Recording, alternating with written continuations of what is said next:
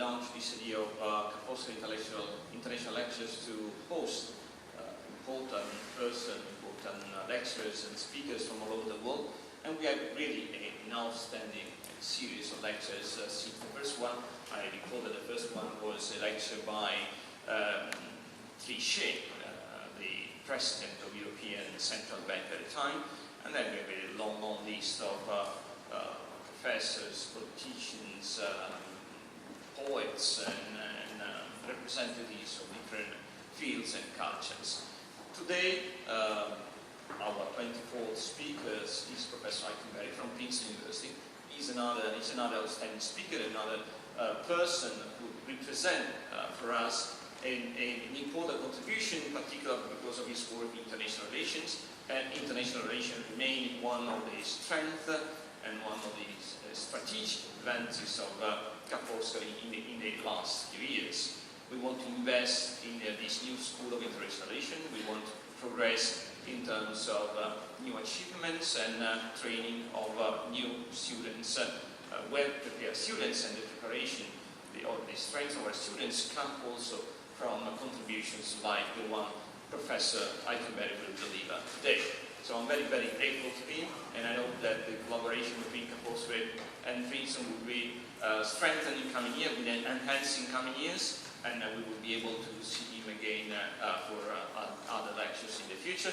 For the moment, I think that we will all enjoy this lecture today.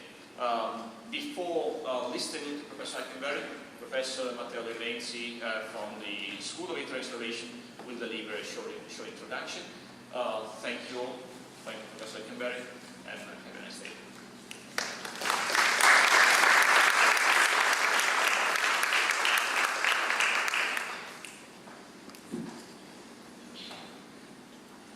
Good morning, everyone. Yes, I'm Professor Matteo De Grenzi from the School of International Relations here at Ka-Foscari. As the rector said, it is a great honor for me to present Professor John Ikenberry, who is the Albert Miliband Professor of Politics and International Affairs at Princeton University.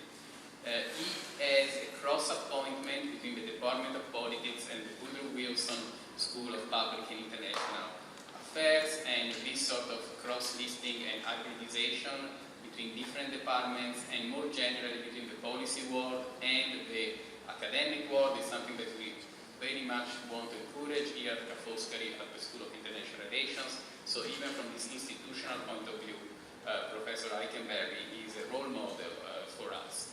He is also a global eminence scholar at Kyung-Hee University in Seoul, which I always thought was a really cool title, I mean, to be global eminence scholar. And he is the 72nd Eastman Visiting Professor of International Politics at Balliol College in Oxford. So these are all places dear to my heart, which make me value the visit of Professor Ikenberry even more. Professor Ikenberry, of course, is one of the most distinguished scholars of international politics in the world today. He is the author of 6 books, which I'm not going to list because I'm sure you know, at least the ones of you who are students of international relations. I would just say that is After Victory, Institutions, Strategic Restraint and the Rebuilding of Order After Major Wars, won the 2002 Schroeder-Jervis Award, presented by American Political Association for the best book in international history and politics, which is of course the most prestigious award in the field.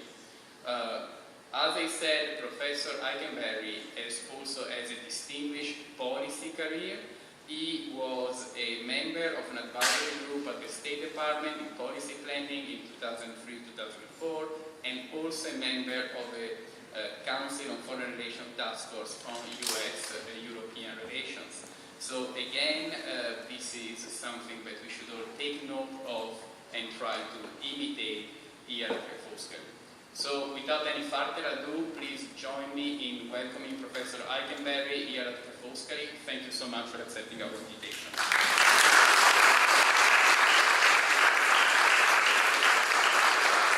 Let's sit down and start, and then I'll kind of move around as we get going. But Matteo, thank you so much for that very kind introduction to the rector, for his very warm introduction as well. And I appreciate getting to know the rector director who traces some of his academic work back to Princeton. So we are part of a community, and it's great to be able to establish that connection.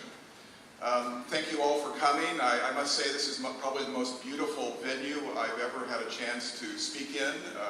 To be so close to the Grand Canal and this historic setting is just something that I will always remember. And it's a great opportunity to talk about these big issues. And these are big issues. They're historic issues. The rise of China, the shift of world power. It's a topic that we're all struggling with as scholars in the field of international relations. We often look back as scholars to the great moments of war and peace and up and down and the creation and destruction of order. But now we want to as well look forward, because we get a sense, looking at the shift of the global system, that things are shifting, that we are entering a new era, that some of the things we studied in the past are happening again. What can we learn from the past to inform our sense of the future? And I would just say that I'm still wrestling with these issues, and what I'm going to try to argue today is an argument that has if you will, a point of view. I guess you'd say that you'll get a view about world politics that is, generally speaking, seen as a liberal internationalist view. I will have a different argument than, say, a traditional realist would have, for those who study international relations. But I hope that at the very least you'll get a sense of the debate that we are having as scholars about the rise of China, about the shift of the global power system and what it means for world politics. We're all asking big questions about global shifts in power, and in particular, from my perspective, the implications for liberal international order, which is to say the open, loosely rule-based international order that we've lived in for the last 60 or 70 years. What are the implications? So let me start, and just start by saying that I think there is agreement on one thing that's very important, and that is that we are in the midst of a global power transition. That power is shifting, people describe it in different ways. Power is shifting from north to south, and from west to east. Both those kinds of broad shifts. The old Western order, the US and Europe, emblematic of that old order, is losing ground, relatively speaking, to the east and to the south, to countries that were not part of this Western system. States are rising and declining. There are states and regions, you'd have to say as well, that are going up and are going down. Power is shifting, and one would have to say at the very least there's agreement that it's diffusing, that is to say the period that we were just through, the period that we used to call the unipolar moment after the Cold War, the first 2 decades, that really ended with the kind of 9/11, the war on terror, this kind of sense of a single power state doing all these great or not so great things globally. The unipolar moment is giving way to something different. So there's a lot of agreement on power shift, and I've got a couple slides. This is a slide that I enjoy because it gets at the long-term, which is appropriate for Venice, the long-term shifts in the center of economic capacity. So this starts in 1000 AD, and the center of the global concentration of power. So you get, obviously in 1000 AD, South Asia was not the center of the world. It was very flat economically in terms of power distribution. But there was, this is in some sense saying that East and West were very much balanced in many ways. There was no single power center. But across the next millennium, you get this slow movement from Asia to the West, 1913. And then, of course, after World War II, the U.S. becomes the economic powerhouse, and you get an even redoubling, you might say, of the concentration of economic power in the Western world. And then you start to see the migration back in terms of global distribution back to the east, if you will, with the rise of China, India, and even before China and India, the famous East Asian tigers, Japan, South Korea, and the smaller states in Southeast Asia. So this is a great way of picturing the movement across hundreds of years of power. And if you want to be even more dramatic, this is one that people in my field, it makes them vibrate with, what's going to happen with this kind of change? A change where China really does become the leading state economically in terms of size in the system. And many people are suggesting it's coming fairly soon in the 2020s, in the next decade, although it is fair to say that there's been a slowdown of the shift. China's economic growth has come down from double digit over 20 years to now 6, 7, perhaps as low as 5. The data is not reliable, but we know the trend, and it is that it's a slowing, but it is still way beyond anything that is being experienced in the slow growth West and the United States and elsewhere. So the times there are changing, the shifts in economic capacity. So that, I think, is something that there's broad agreement on, that we are in an era of global power transition, What there is less agreement on is the implications of global power shifts for international order. So if you think in your mind two levels, power capacity, that's real stuff, technology, wealth, economic market size, industrial capacity, and all of that. And then on top of that, the political order, the rules and institutions of the international system, the regimes, the international organizations. If you think of these as two levels, we know the lower level is shifting. We've just seen it. The implications for international order are less certain. They're being debated. And we have a lot of different contenders for your attention. Lots of different big ideas about the implications of power shifts for international relations, for the order of relations between states. And we know that the classic thinkers of international politics, Paul Kennedy, and at the far left, Robert Gilpin, the big red book, War and Change, and down in the lower right-hand corner, E.H. Carr. Those three authors from the last decades have been particularly pointed in reminding us that when power changes, when shifts in global system occur, watch out, be careful. It's likely to produce a lot of conflict that could even culminate in war. So when rising states rise, these scholars, Kennedy, Gilpin, E.H. Carr, all tell us that there will be conflict, there will be war, possibly, and that rising states will want to do new things, that they will have their own agenda. China will want to create an order that will reflect Chinese interests. And so you have this anticipation of not just a power transition, but a wrenching, contested, deeply risky global political transition.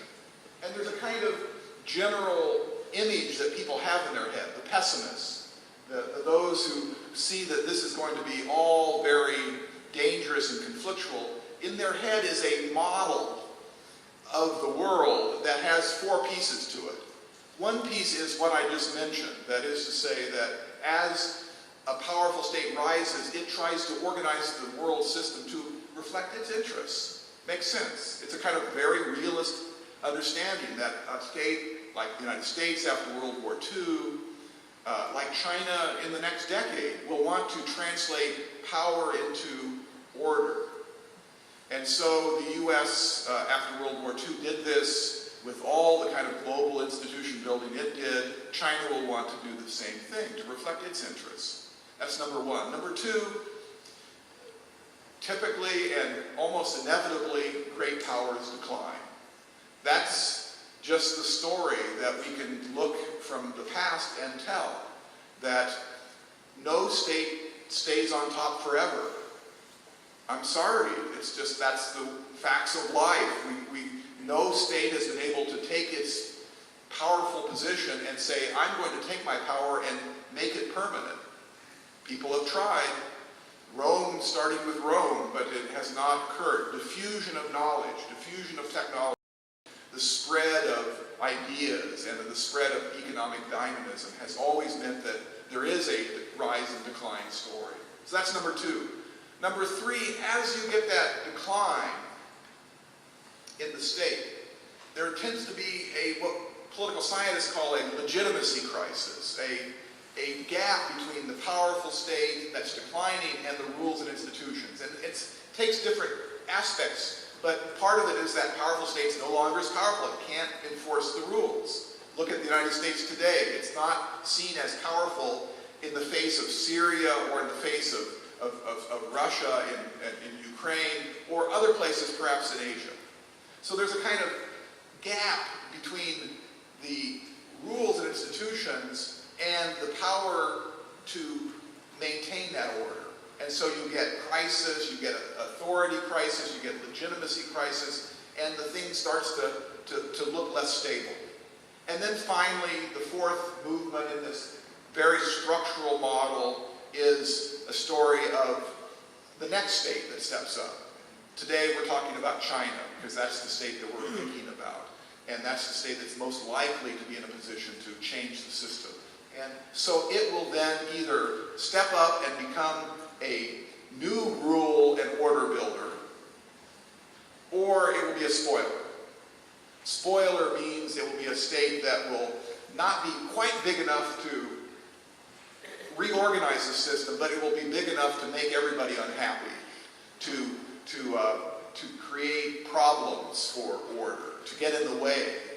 Somewhat the way we talk about Putin today as a spoiler. He can't have the power to change or really intimidate Europe, but he can make life unpleasant. He can raise the price of gas, he can cause problems on his borders. So there is a kind of structural narrative of rise and decline and of order being built and falling apart and being rebuilt. There are other realist arguments. If you look here, you get John Mearsheimer, who's an old friend of mine. He is an uber realist. He's a powerful realist theorist of today, offensive realist, and it's a very strong position about the struggle for power. My colleague at Princeton, Aaron Friedberg, the contest for supremacy, China, America, and the struggle for mastery in Asia. And if you want to take another view, that is, this book has sold, of all these books, the biggest sellers have been this one, Paul Kennedy. He's sold thousands, hundreds of thousands of copies. This book, more recent book by Martin Jack, he's a British journalist. When China rules the world, that has sold hundreds of thousands of copies. He's become very wealthy. Most academics like us, we don't sell that many books, unfortunately, although you're welcome to buy them. But his has been translated into all these different languages. But his is a very strong view that there will be a China century and China will impose its hegemony on the world. These two theorists are much more, it's going to be a struggle in Asia. And these realist theorists say that when a rising state rises, two things happen. Number one, as we've suggested, the rising state gets more ambitious. Why should I always sit or stand in the shadow of the old leading state, of the United States or of the West in this case? So there's a kind of sense of ambition, of wanting to push out and translate power into purpose, translate power into order. And secondly, the old states that are going down become more frightened of the rising state. Insecurity starts to creep in. Contestation occurs. In Asia, both Mearsheimer and Friedberg are of the view that we are moving into a period that we're just beginning to see where China will try to push the U.S. out of Asia, the U.S. will try to stay in, allies inside Japan, South Korea, Singapore, Australia, Thailand will seek to keep the U.S. in, and so there's going to be this very dangerous struggle, a contest for supremacy. Somebody's going to win and somebody's going to lose. So there is a lot of writing today that is saying you're in for a very dangerous period in world history. My friend Charlie Kupchan takes a slightly different argument. He says it's a contest of values, between Western values and what we'll call Eastern values or Chinese values. And I urge you to think about what that means, because I'm going to disagree with that view.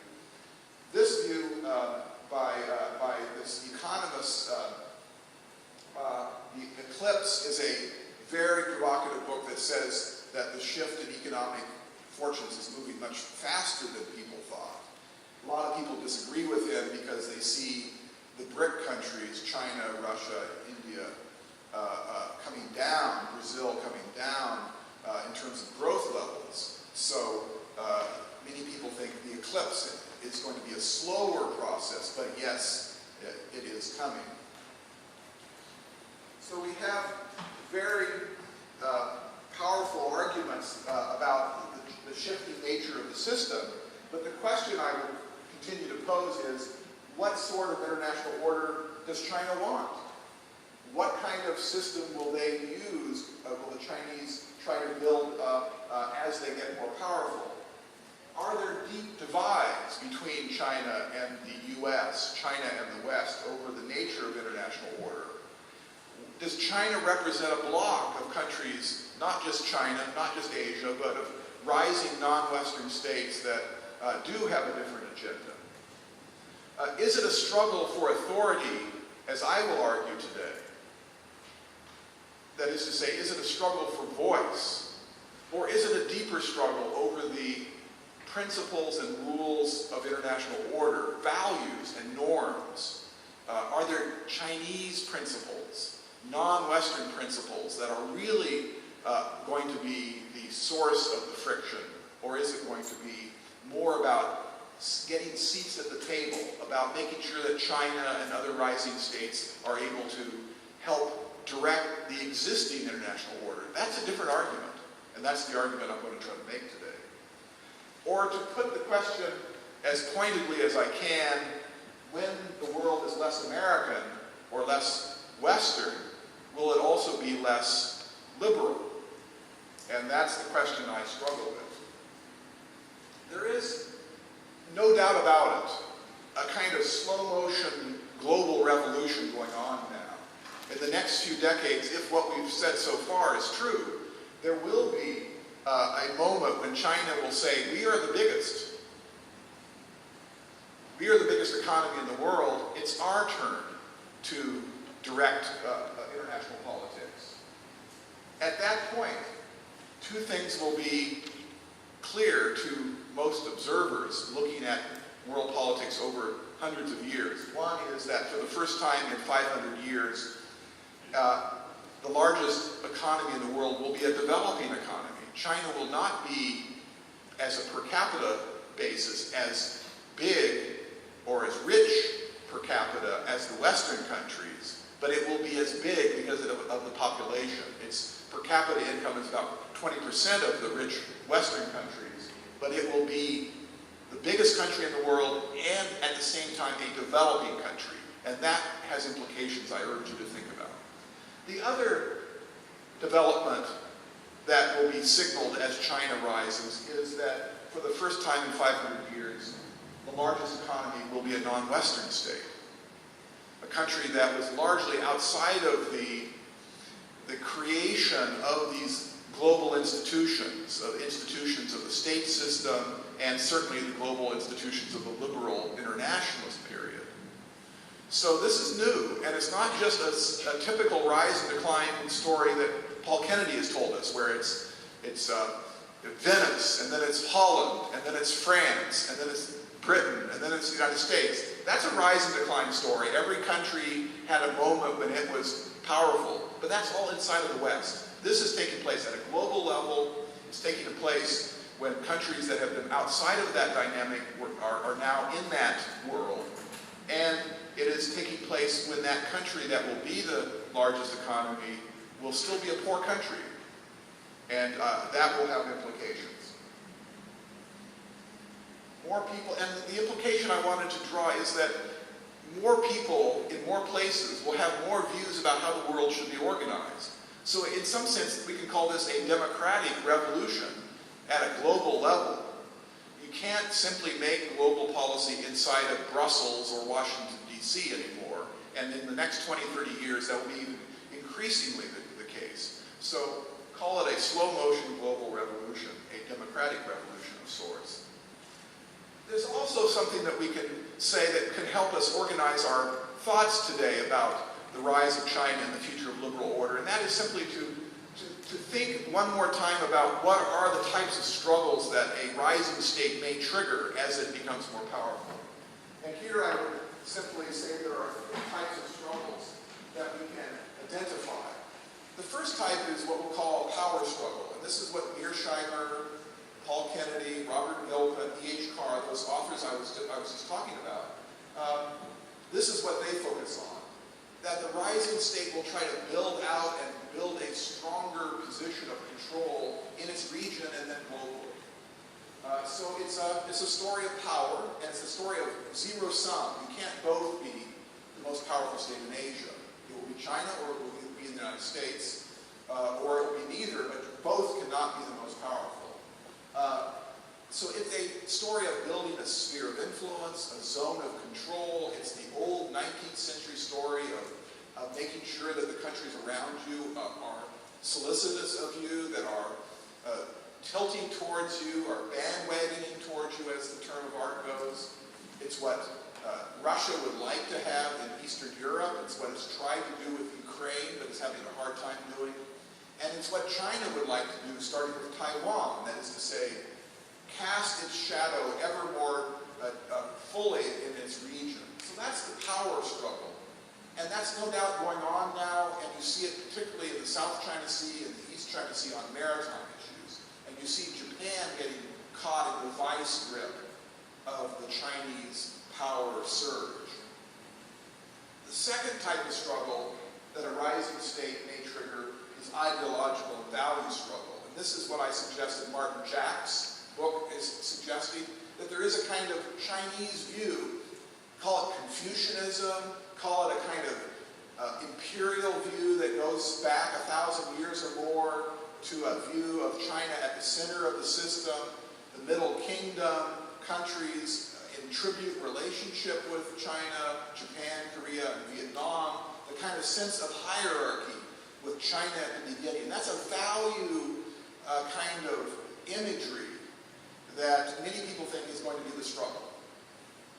The third type of struggle is what I focus on. It's authority struggle. It's a struggle over who gets to sit at the table, who gets to make the decisions. How many votes does China have at the IMF and the World Bank? Can they be a player in the game? It's not that so much that the game is changing, but the people who get to play the game is changing. The global hierarchy of important states. Get my exercise this morning. So, in my view, and yet another beautiful book, in my view, China is actually rising up, and other states, surprisingly, inside of the system, for the most part. Yes, power and authority is diffusing, but the most striking part about international politics over the last decade, and what I think is occurring as we go forward, is that China, Brazil, India, South Korea are rising up within rather than trying to work around the rules and institutions that have been built over the last 60 years. That's my biggest argument I want to make today. That there has been, if you want to put it differently, with the rise of China and the other non-Western developing countries, there's a growing constituency for liberal internationalism, defined in terms of an international order built around openness and, at least loosely, the rule of law. Liberalism. Openness openness and loosely based rule of law. That kind of order can be contrasted, a liberal order, with other kinds of orders that potentially they might want. Hierarchical order, empire, blocks, spheres of influence. So there are alternative worlds out there. But what I'm suggesting is that China in particular, and certainly other countries that are even more democratic than China that are rising up, want more, not less, liberal internationalism. The struggle today, in my view, is a struggle over the authority that is distributed across the system, over who gets to sit at the table, the political hierarchy of the system. It's not over rival models of modernity or even rival ideologies of order. Now, why do I say that? By the way, this book, Liberal Leviathan, Matteo very kindly talked about my earlier book, After Victory. This is a more recent book where I reflect on this kind of liberal era of world politics in the 20th century. And my argument there is very much that the American position in the liberal order is changing, but the liberal order is still something that countries and peoples around the world want because, for reasons we want to suggest, it helps solve problems that people care about. But why might the liberal order survive the rise of China? That's what I want to talk about now, and I have 5 reasons, and I put them on my PowerPoint. And I'll start with reason number 1, which is in many ways the most important reason, and that is simply that China faces a different kind of international order than past rising states. Remember we said there's a kind of ongoing cycle of rise and decline, but rising states rise up and meet different kinds of orders. And China will rise up and is rising up and meeting a different kind of order than past states have. It's more formidable, it's more expansive, it's more global, it's more institutionalized, it's more deeply rooted in capitalism and capitalist society. And to use a kind of term that I have tried to patent, the phrase I've used, it's easy to join and hard to overturn. Which is to say, China can get into the order very quickly. The barriers to entry, to use an economics phrase, are low. But it's a very difficult order for China to try to overturn. It's simply, in the end, going to be more difficult to do that, nor will China want to do that, than stay within that order and try to benefit from it as much as you can. So why is that? Why did China rise up? And perhaps you might say China's bad luck is that it chose the 21st century to be a rising state. If it had risen up in the 18th century or the 17th century, it wouldn't have had such a powerful order to contend with. But China, in that sense, is not very lucky. In another sense, it's very lucky, but in the first sense, it's unlucky because it's an order that's hard to overturn. It's an order that I've been describing. Let me continue to describe it, because this is very, very important. 4 characteristics that I think this current international order has that makes it hard to overturn. One is its integrative dynamic. Think about the world since 1945. Think of all the countries that have risen up and joined this system, this loosely global system, starting with Germany and Japan.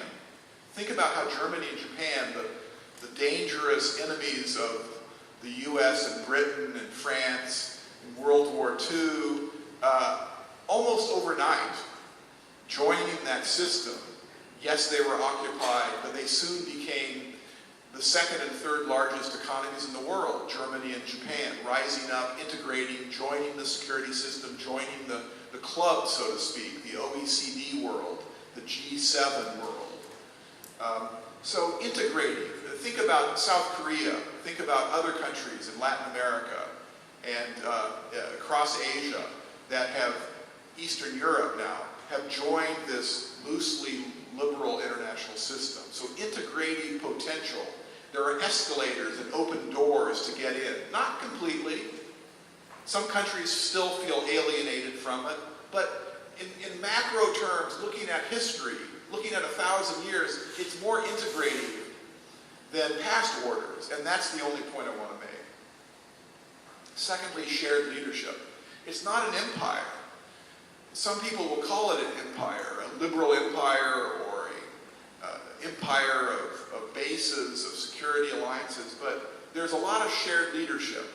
And you think about the G7 on the finance side, the finance ministers, very collaborative, very concert-based, if you will. It looks more like the Vienna settlement after the Napoleonic Wars.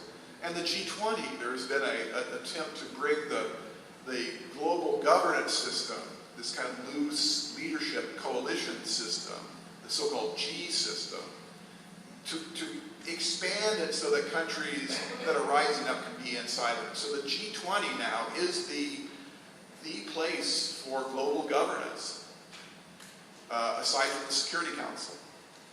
So shared leadership. Thirdly, sharing the spoils of modernity. That's just a kind of literary phrase for you can get rich inside of this system.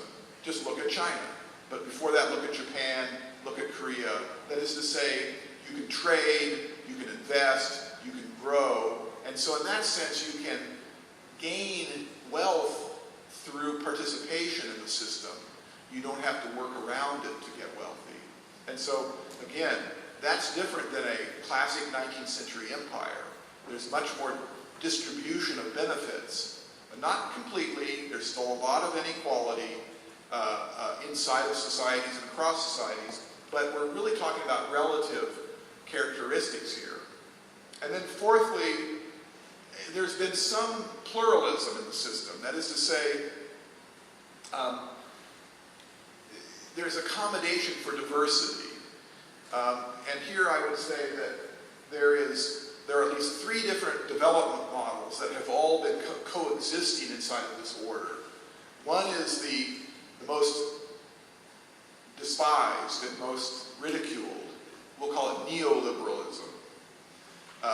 Fundamentalism. It's Reagan and Thatcher in the 1980s. It's decontrol, privatization. It's a kind of Washington consensus kind of liberalism. That's one type. A second type is what you might call a social democratic liberalism, which is more European, more welfare state, more distribution of benefits, more what John Ruggie, the scholar at Harvard, calls embedded liberalism. This is the liberalism of the early post-war period of what in America we call the New Deal, where there was much more attention to security and economic security. So that's a second type of development model. And just a kind of footnote here, in my own policy work, my most important message to the world is, and to Obama is, go back to that model, because that's a model that has the most chance for building a global consensus. Call it the social democratic model, call it the embedded liberal model. The third model is what we call developmental statism. And that's what you saw in East Asia, right? That's the model of Japan, the industrial policy, the strong state that leads the society and the corporations towards trade and outward development. South Korea, and then of course Hong Kong and Singapore in their own way. And other countries, of course, around the world. That's a state-led developmental model, and it wasn't totally embraced by Washington or by Brussels, but it was one that was tolerated and clearly operated very successfully. It's worth remembering that when Deng Xiaoping in China was at the point of launching this market reform that turned China into this growth system, Deng Xiaoping, according to Ezra Vogel in his new 500-page biography of Deng Xiaoping, writes that Deng Xiaoping was very interested in what was going on in Japan and Korea, because those two states provided a kind of model for where a Chinese approach to development might go towards. Yes, there'll be capitalism, but you're going to keep the state at the center of the development And so in that sense, China is not entirely outside of this, ideologically speaking, this liberal international order, because it does accommodate that kind of diversity. So that's number one. The old order that China faces, when it looks up, it sees a much more massive system than past orders, than Germany rising up and meeting Britain, or Britain rising up and meeting France. All these different stories of the past were so different than today that you can't simply say that China will repeat the same dangers that realism tells us there will be without paying attention to the nature of the international order. Secondly, if I can be somewhat provocative today, I will say that China wants what liberal internationalism provides. Now, leave aside American hegemony, which is not necessarily appreciated in Beijing, but the other aspects of liberal internationalism are appreciated by China, and there are two most important that are the bedrock, the core of liberal internationalism: openness and rules. Openness is a system where each society has access to every other society. Why does China want that? Well, for the reasons that has gotten it where it is today. That is to say, it is able to trade and invest and grow. China is a country whose growth model is dependent on external trade and investment, joint ventures from outside, assembly plants along the coast of China, from Shenzhen, just across the border from Hong Kong, all the way up. So China wants openness, much more than Putin in Russia does. There is an international investment in an open system, and it's there.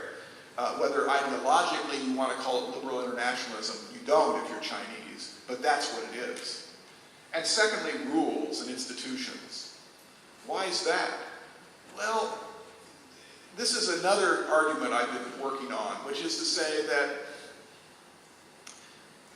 when we think about Western liberalism, we think of John Locke, we think of the enshrinement of individual liberty, natural rights, and all that's true.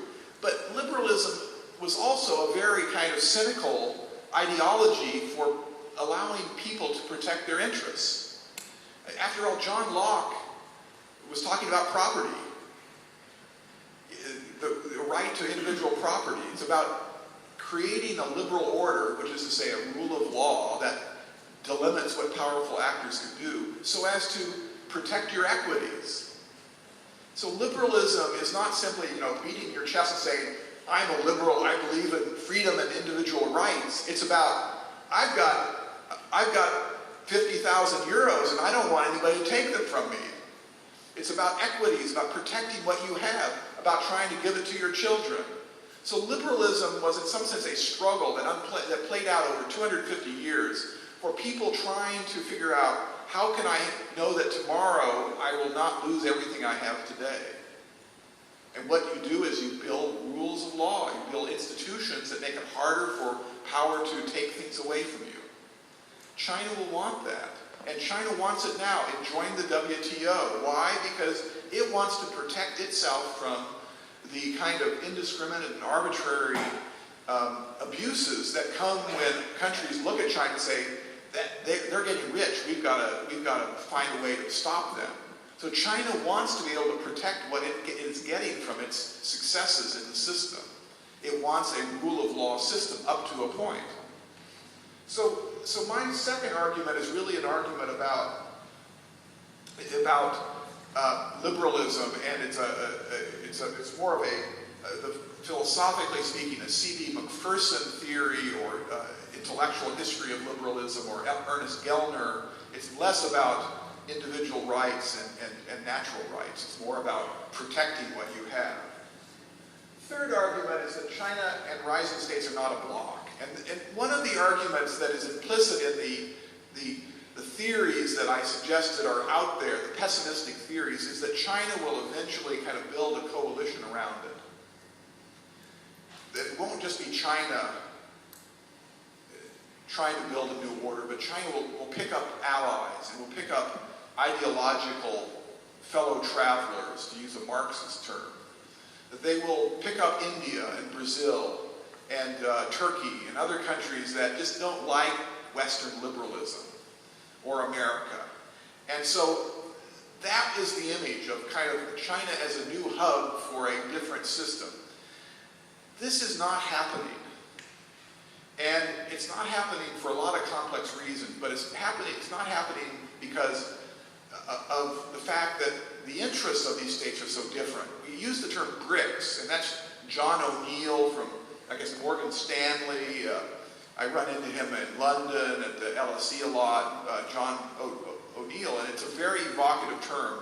Brazil, China, Russia, India, maybe South Africa as kind of a bloc, but they aren't a bloc. I go to Brazil a lot, and Brazil has a kind of attitude about China. It used to be an attitude directed at the United States. To some extent it is on NSA spying, which is a big problem. But in Brazil, the discourse is the new dependency theory, which is not dependency on America, dependency on China. And then you look in Brazil on various harbor areas, you get these massive harbors that are being built out into the Atlantic Ocean. What? For big Chinese ships to come and take natural resources from Brazil and take them to China.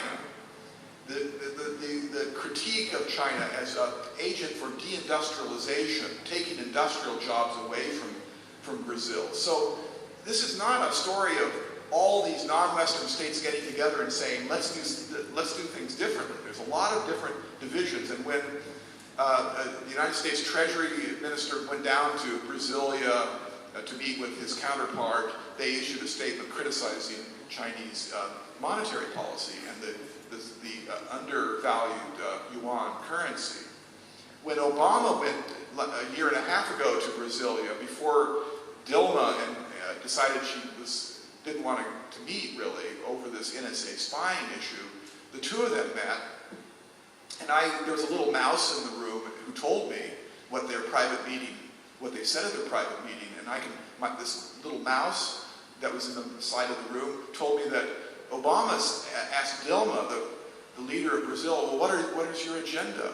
And she said, infrastructure, clean energy, education, and science and technology. And Obama said, that's my agenda. So this is not ideal. This is not the Cold War. This is not two different visions of modernity. This is two countries that have a certain number of struggles that are trying to make their societies a little bit less unequal, trying to solve problems of energy, trying to get a little bit more growth going. So these are countries that share a lot, the kind of 21st century problems of capitalism. It's just tough. Trying to get employment up, trying to solve problems. This is not red versus white. It's not two different ideologies. That's the third issue. There's a kind of complex system. The fourth issue is China should be seen in a wider global context. And here I would simply say that when you talk about the rise of China, you miss something that's actually perhaps even more profound. And that is the rise of what I'll call a broader global middle class. It's a term I've just started to use, but it's a term that for me helps to identify the next level down, so to speak, in terms of power. We'll call them middle states. We'll call them intermediate states. India, Brazil, to be sure, but also Mexico, Indonesia, South Korea, Turkey, where I'm going next to meet, Australia, Canada. There's a whole set of states. They're all democracies of one kind or another, and they've kind of moved up in the system. They are modernizing in various ways, and what they share in common is what I would call a stakeholder grand strategy. Do I have that term there? No, but these are states that are trying to get their interests secured by pursuing stakeholder strategy, which means pushing for more multilateral cooperation, influencing the world through politics of agenda setting, bridge building, and coalition diplomacy. These are countries that are working the system, that are critical of the United States, by the way, and critical of Europe. Give us a chance. Let us in the table. Let us be part of the solution. So in that sense, they are not necessarily pro-hegemonic power, but they are pro-liberal internationalism because they want more multilateralism, not less. They want a system that will solve their problems, not a system built around empire and blocs. South Korea is the best example of this. And as Matteo said, I have a visiting, I go to South Korea once a year as kind of a visitor and scholar, I do it because I'm fascinated by South Korea. South Korea is like the coolest country in the world. They are just so cool, and they are so, got so much energy, and they love education, I mean, maybe almost too much, because these parents treat their kids, they have to study like 12 hours a day. You know, my son, he only studies like 12 minutes a day. But, so the South Koreans like work harder than most everybody, but they are doing things right. They're finding a way to get beyond simply worrying about North Korea. And they are a great case of how there's a whole other set of countries in the world that are moving up. Okay, moving towards the end here. Before I go to that, I just to sort of summarize these points and go to the fifth point, which is there really isn't a global model that China has. And this is, in some sense, the most important point. That China is doing things very well. It's getting rich. It's getting influence. It's a country that is going to be very important. Perhaps the most important country in the 21st century, but not as a model of modernity. And that's a kind of fancy way of saying that China is not necessarily putting forward a vision of how the world can organize things around Chinese economics and politics. Quite the contrary, that China's success is partly built on the fact that there is a liberal order. That yes, China does engage in state-to-state trading, and particularly in raw materials with Africa and with Latin America, and energy supplies as well. So there is a Chinese mercantilism, but there's not a Beijing consensus. There's not a model of modernity. Remember, during the Cold War, you had two models. You had a Western model, capitalism, democracy, and you had the Soviet communist model. And they really were different visions of the future. But that's gone. That's gone. And somebody's going to have to tell Putin it's gone. But that's gone. Putin has no ideology that is respectable and appealing to the world. Not even to countries in South Asia that voted against him in the Security Council or in the General Assembly, and certainly not to even potentially pro-Russia countries like Ukraine. There's not a Russian model. It's really about oligarchs and energy, and it's more of a power model than it is a model of the future. Nobody thinks that you can follow the Russian model and become the world's most powerful state. And likewise with China, the one-party system is not a model that is getting a lot of adherence, and including inside of China, there's a lot of debate that we don't even know about. And China knows this, and this is, in some ways, this is my final point about number 5, and that is simply that if you look at China over the last 20 years, there's been a slow evolution from being a kind of what we'll call a revisionist state to being a stakeholder state on the economic side. Beginning really with the Party Congress in 2007, the old language of Chinese economic vision was the new international economic order. Remember that from the 1970s. Most of you are too young to remember this, but in the 1970s, there was this counter-hegemonic vision of a world economy that would be called the new international economic order. And it would be much more socialist, and it would be more anti-capitalist. China, for decades really, from Deng Xiaoping to 2007, during that period, really 17 so years, there was China's lip service to that new international economic order. But starting really in the last 8 years, China has started to use different language for talking about the world economy. Language of justice, reasonableness, fairness. And what that really means is that China wants more authority, more votes in the IMF and the World Bank, more ability to run the current system as opposed to ideas about changing the current system.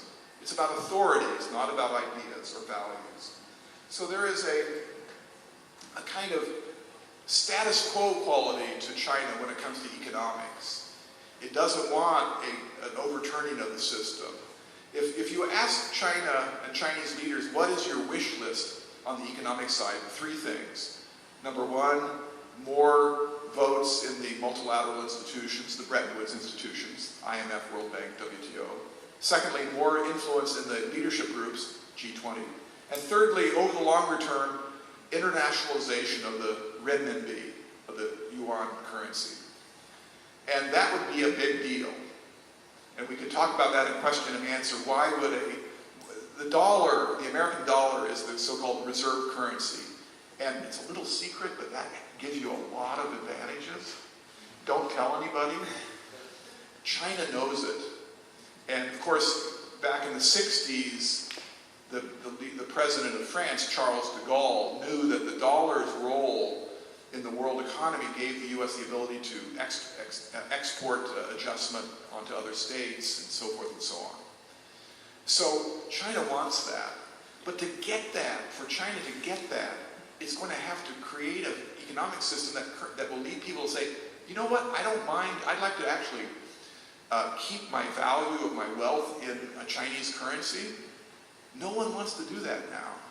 Everybody thinks that the Chinese financial system is going to explode or implode.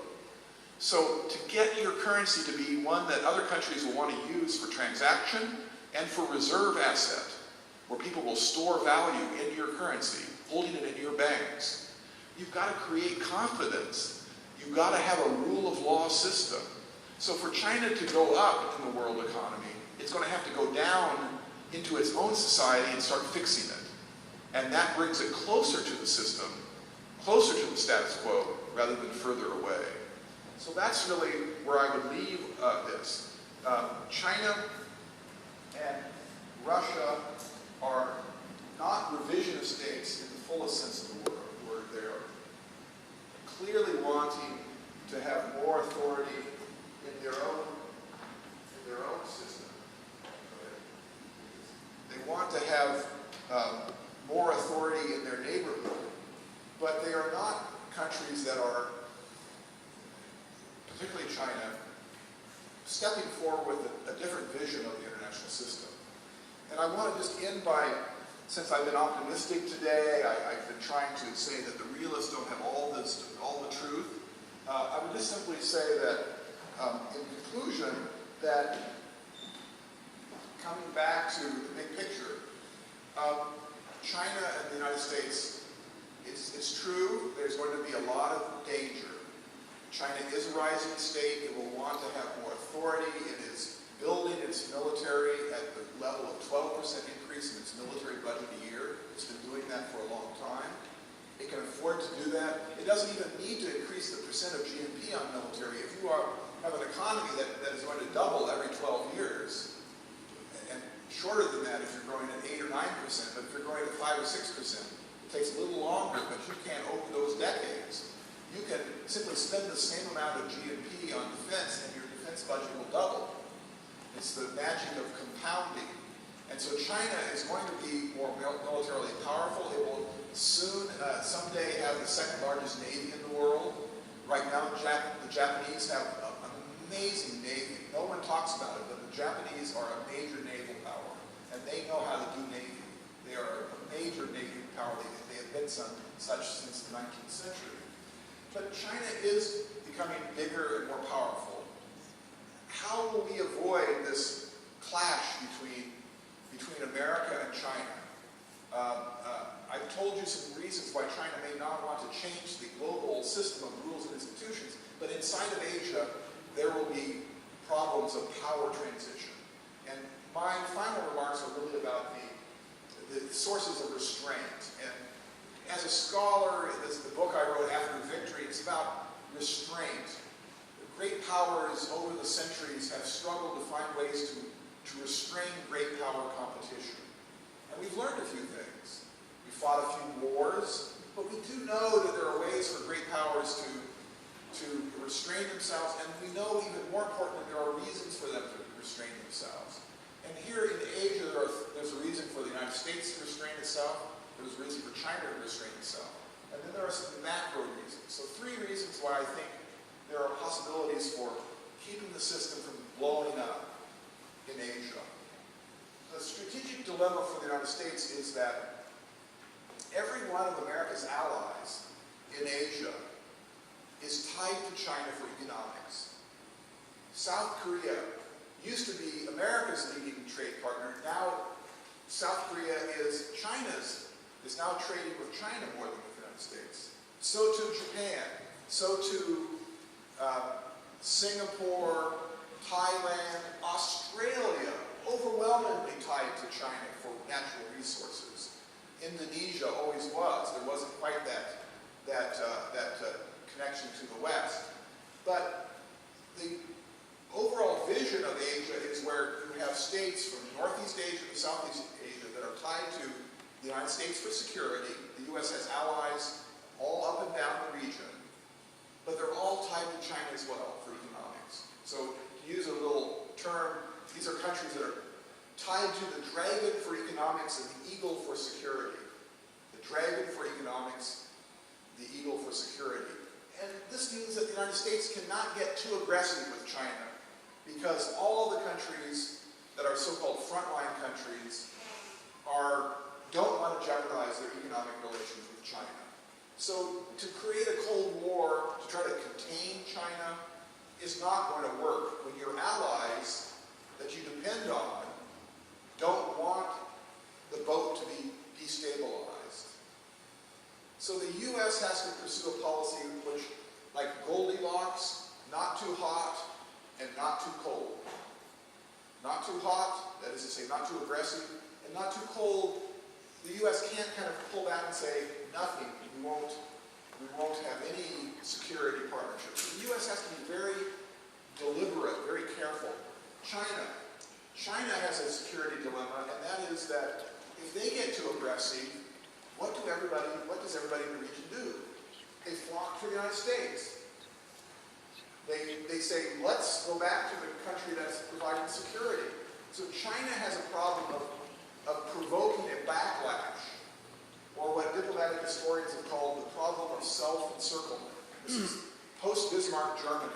Germany was getting very powerful at the end of the 19th century, early 20th century, and it was just almost inevitable that it was going to provoke a counter-reaction by its neighbors.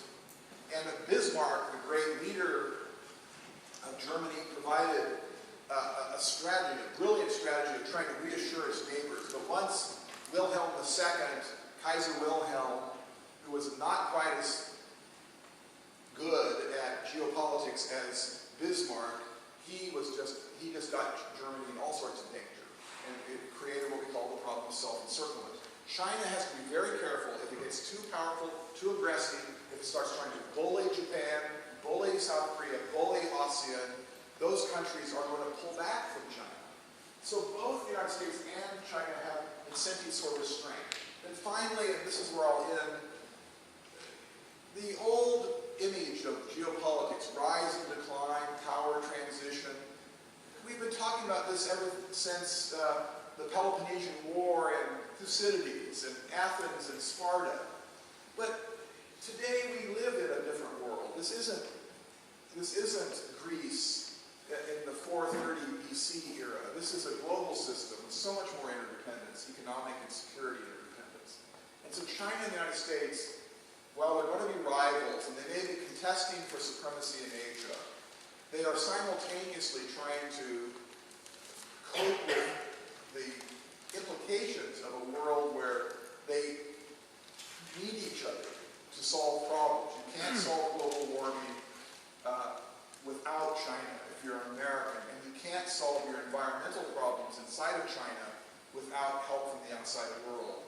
So rising economic and security interdependence, which is the dominant force of global politics in the 21st century, means that you can't be secure alone, you can only be secure together. And so, on that hopeful note, I want to thank you for listening to me today and considering my arguments, and I look forward to any questions or comments you might have. Thank you very much.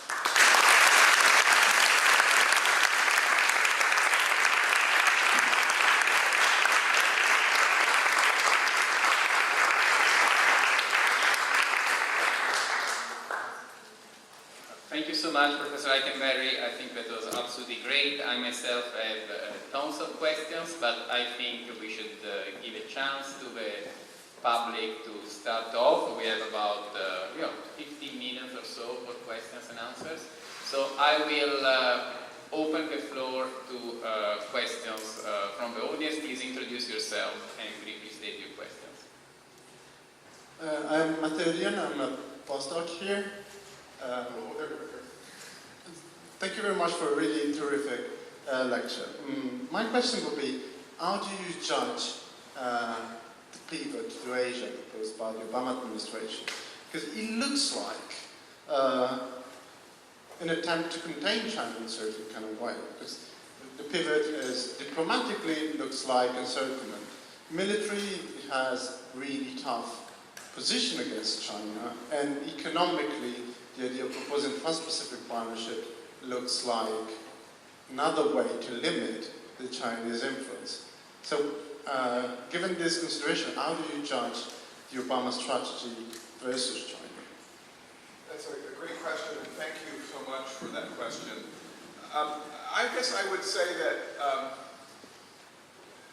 the containment is not American policy. American policy has three different aspects that may be described as the pivot. But let me, before I describe those three aspects, that I'm not that crazy about the idea of a pivot. I think that was a mistake, because it sounds like you are leaving other parts of the world because you're pivoting away from Europe or the Middle East. So there's kind of, it creates what, people say, well, what does that mean? Does that mean the United States is retreating from its other responsibilities? And then it puts the spotlight on America and Asia. So does the pivot mean that America is containing China? And of course the Chinese worry about that. There are three aspects to American policy, I think, that exist below the idea of the pivot. One is, it is a counterbalance against China's power through the alliance system. So in that sense, it's not containment, but it's doing balanced power politics. It's saying to China that we are going to be here, so you can't just simply go dominant. You can't just simply dominate the region. And we will be here to the extent countries want us here. So Singapore is a great example of a country that wants to have good relations with China. And in many ways, Singaporean elites kind of like China more than they like the United States. And are sympathetic to China and its aspirations. So that's all very good. But Singapore also wants to have a very strong security relationship with the United States, but not too provocative, kind of keeping it quiet. They're building big deep water ports for American naval ships. And there's a lot of what we call prepositioning of American military assets in Singapore. They don't want to make too much of a deal out of this, but this is an example of counterweighting, making sure that there is a balance of power, so to speak, or in the future it will be balanced and not dominated by China. The second part is what I'll call, and this is a term you probably never heard, enmeshment. Enmeshing is a term for tying China into the international system. And this is the stuff that I've been describing today of inviting China into the WTO, inviting the G20 process. China didn't want to join the G8 to become the G9. They wanted to create a larger network, and that's what happened. Obviously, they're in the Security Council. They have a veto at the UN Security Council. Thank goodness China does. By the way, for those of you who are historians, you should remember that when the United Nations systems system was being created, the two wartime leaders who were focused on it were Churchill and Roosevelt. And Churchill did not want to give China a permanent seat in the Security Council.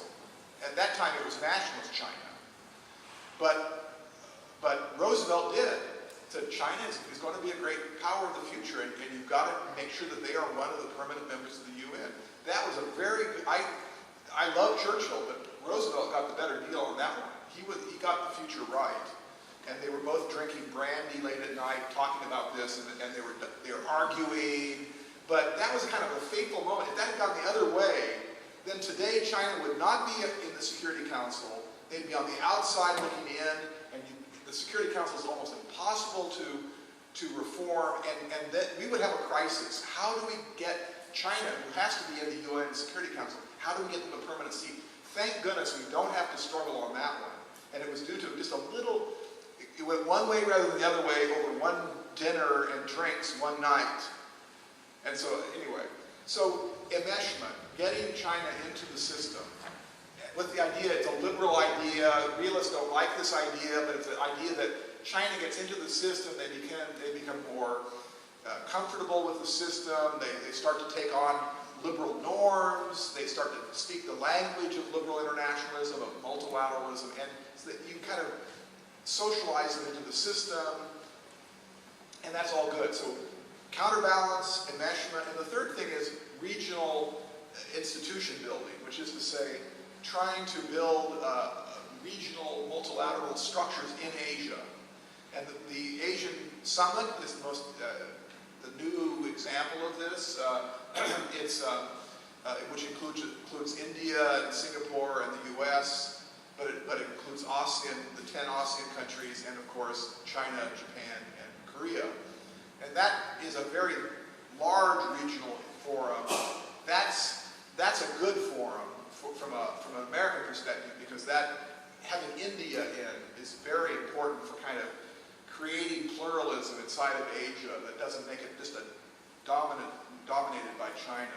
So counterbalancing, enmeshment, and regional institution building. And I think Obama's going to go to Asia soon. He's going to be in China, Seoul, and Tokyo, and we're going to hear a lot about this. And I think it's a very, very positive kind of strategy. I think it's kind of what you have to do, but it's not containment, even though the Chinese think it is.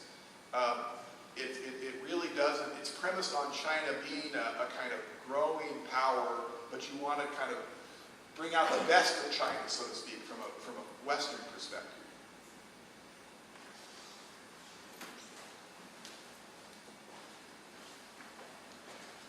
Adrian Benedetto, student of international relations. Good morning. Traditionally, war has been defined as an armed conflict to conquer new territories which contender a state that register casualties. Well, an invisible battle, usually labeled predatory dumping, has been and is being fought between China and the European Union. Needless to say that this invisible war has produced casualties on both sides, worsening environmental and work conditions in China, undermining European production and increasing unemployment. In a context of international liberalism, which weapons could a state or an institution use to react to an economic invisible war? Protectionism.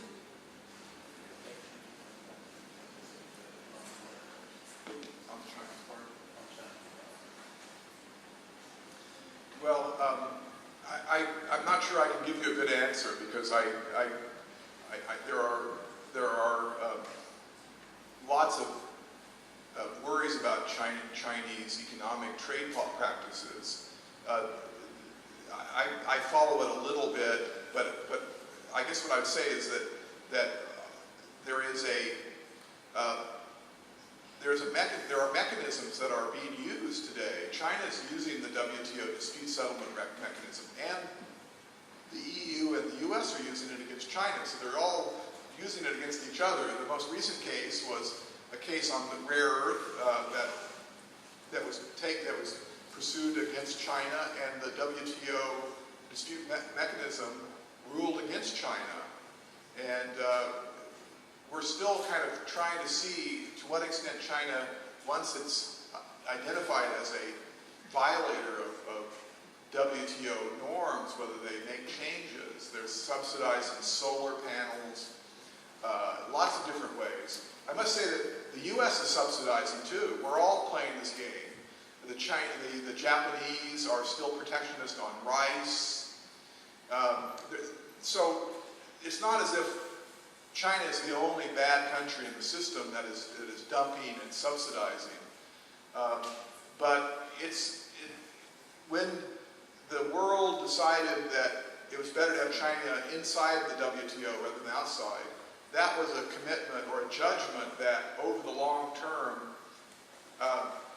the mechanisms would be put in place that would allow for a legal, quasi-legal settlement of those differences. So that's about as far as I can go on that. Sorry, I'm losing my voice. Yeah.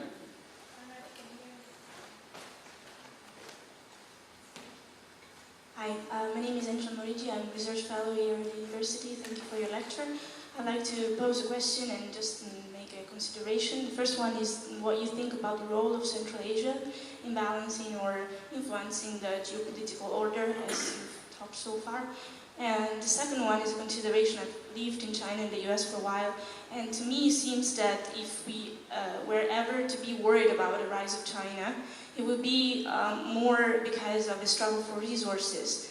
In order to sustain a system or a model that is obviously not sustainable, and to make its people happy, and so that would be my most important reason for a not authority or anything like that. But I would like to know your take on that. Thank you.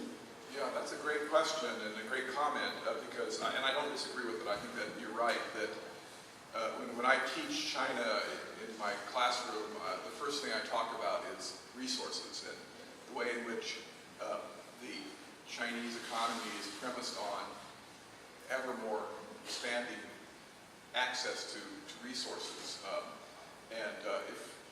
And if you look at China consuming at the level that Western countries, Italy consumes, or Western Europe and the United States consume, in terms of paper, in terms of automobiles per capita, if they were to reach the level that the West has, the planet would come to an end. I mean, it would just be, you'd have to cut down all the trees because the amount of paper would double that the world would have to produce.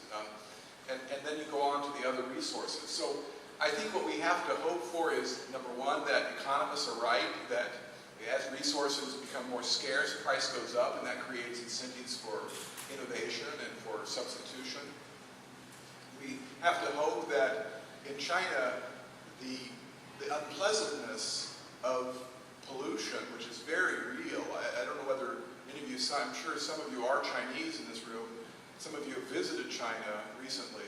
In the old days when I visit China, I'd take my running shoes and I'd go running, around Tiananmen Square, and I know a very cool kind of thing to do. I can't go running in Beijing anymore for the most part because it's so polluted. And January a year ago was the high record, and the U.S. Embassy in Beijing does a kind of mean thing to the Chinese. The American Embassy has a pollution meter on its embassy, and anything above 500 is like, don't go outside. And on the day I came to Beijing a year ago, it was like 700. It's like smoking cigarettes, like non-stop. And so it was, there's a real sense of some of my Chinese friends are trying to send their children to other countries for school because they're worried about lung cancer and pollution effects. And there's a lot of effort by the government they know this is a problem that could turn into a political problem. You could imagine the Communist Party losing control over riots associated with pollution of one kind or another. There's a lot of very local riots, hundreds at a time across China. Water quality. So China knows this is a problem. And so the commitment to innovation, to clean energy, lower carbon, is not totally lost on China. And when President Clinton, back now 15 years ago, he made 2 trips to China when he was president. And both times he said, you know, China, we don't fear your rise militarily as much as we fear the impact you will have on the world's environment. And I think that's probably true. I think in the end, the impact on the planet, we are going to have to, if we're going to survive the 21st century, there's going to have to be several revolutions in technology, in energy technology and agriculture. We're going to go up to 10 billion people, so there's going to be another, not all of them in China, because China actually is not going to go up that much more, but it will go up and then start to go down. But most of it will be elsewhere in the south, shall we say. And 10 billion people on this planet will require at least 1 or maybe 2 more revolutions in agricultural production and efficiency. So we have to hope that our scientists are going to help us out.